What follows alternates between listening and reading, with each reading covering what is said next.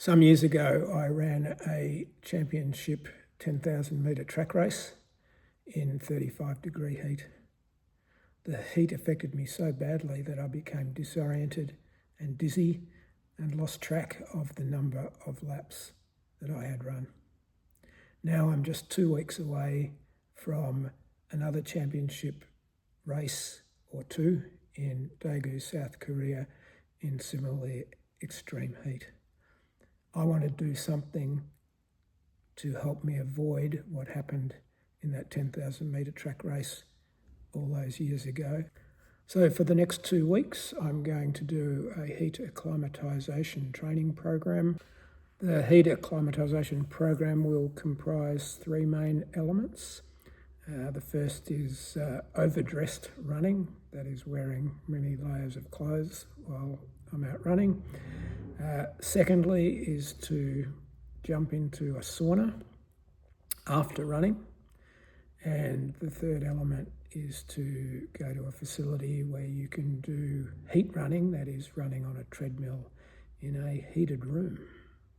All of this raises a big question for me.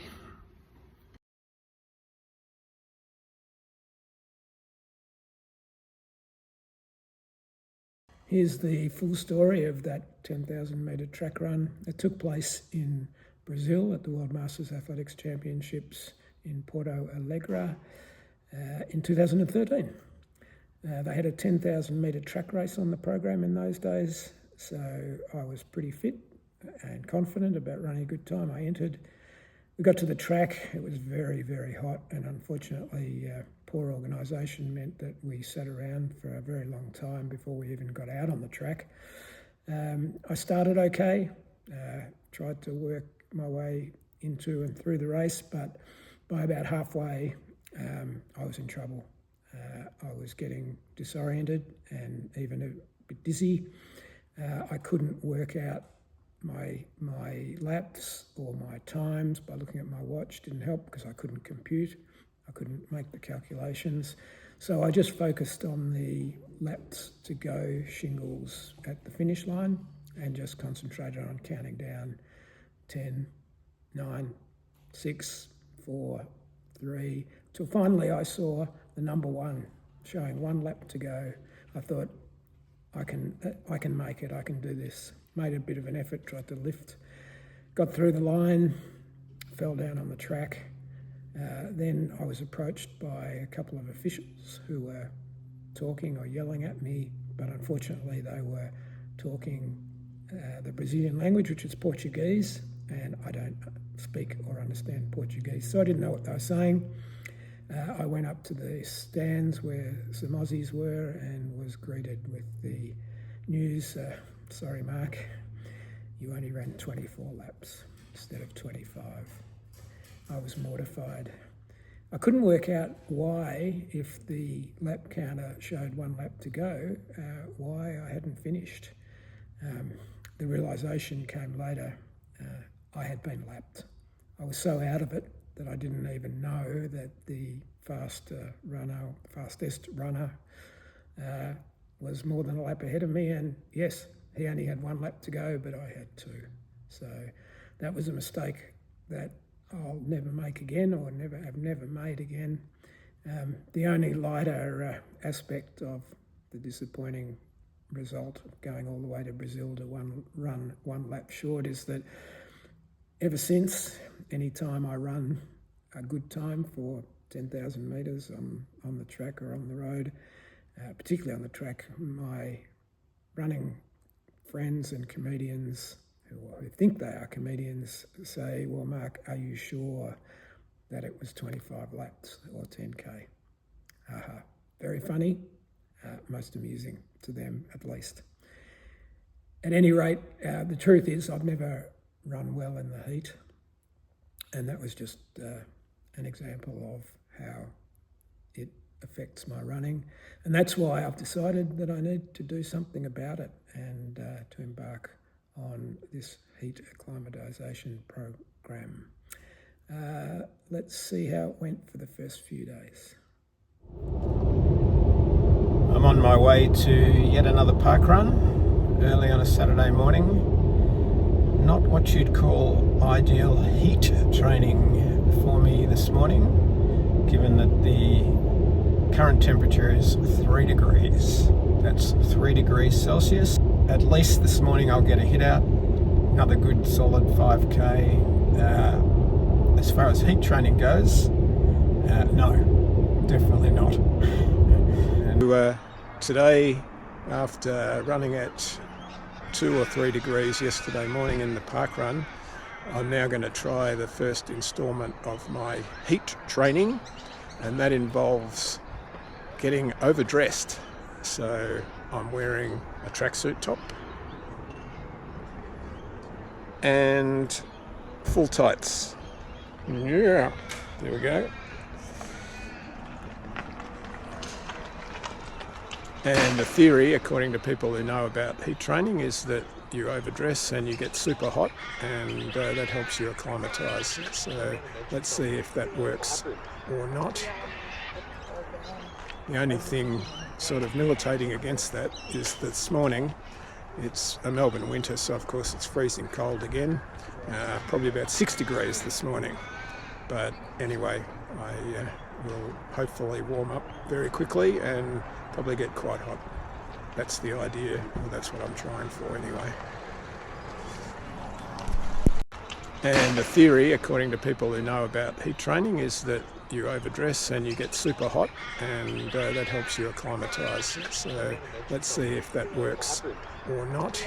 I will hopefully warm up very quickly and probably get quite hot. That's the idea, or that's what I'm trying for anyway. So this is the start of the famous Yarra Trail. Beautiful morning now, and I'm in a lot of clothes. My friend and training partner Ian is much more sensibly dressed.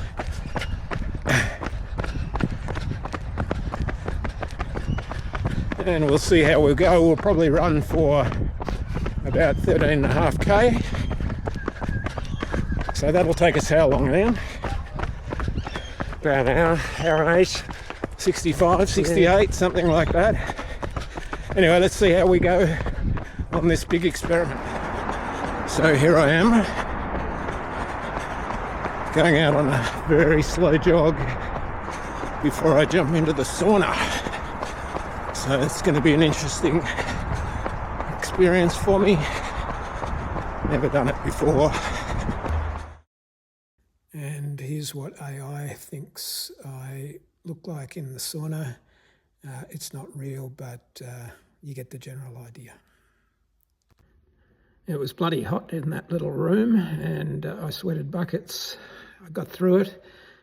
All I'll say at this stage is it was considerably hotter in that room than outside in the Melbourne winter.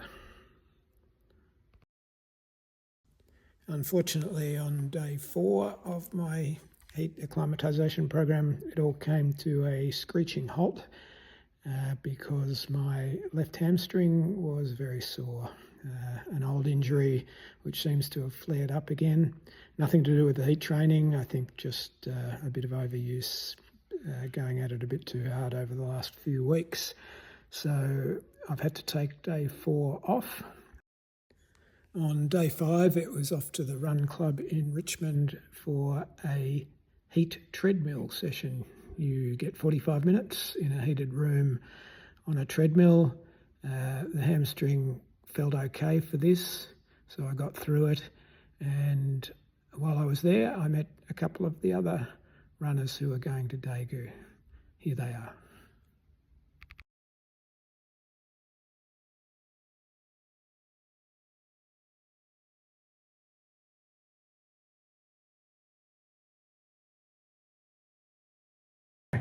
So what are you most looking forward to about Daegu? I think the camaraderie. We've got one of the biggest Australian teams, 227 athletes from Australia going, so I think it'll be a really good vibe. Yeah. And Yvette? The same. Like, we've got a group travelling from our club, Glen Huntly, and that's last time Katie and I went together, so it's nice to have more of a group to hang out with. Excellent. All right, now this is the big question. Is there anything you're not looking forward to in Daegu? Finding food that's gluten-free. That's the one thing I'm worried about. Okay, and Katie? But I guess the heat, like Yeah. just being able to guts it out or even, you know, sightsee in that heat, like, you know, what are our options? Yeah, I'm with you on that. So Yeah. it's good that we've all got together tonight and had our heat session. It was fun being on the treadmill next to you guys. So thanks for the company. That's all right. And we'll look forward to seeing you in Daegu, if not before. See ya. So that was a little walk through the first few days of my heat acclimatisation program. The hamstring issue has probably complicated things, but I'm hoping it's not too bad. We'll soon find out over the next few days. The big question is, will this program give me any help in the expected heat of Daegu? Here's a comparative chart of the temperatures in Melbourne as opposed to the temperatures in Daegu of the week of the athletics. You can see there's a little bit of a difference there, and that's why the heat and the temperature is a factor. Of course, there's humidity there as well, just to throw that into the mix as well. Anyway, I hope you found this exposition of my current training interesting in terms of how I might go about getting ready for the heat. This is Mark Purvis Runs signing off from another episode of the Road to Daegu. Thanks for watching.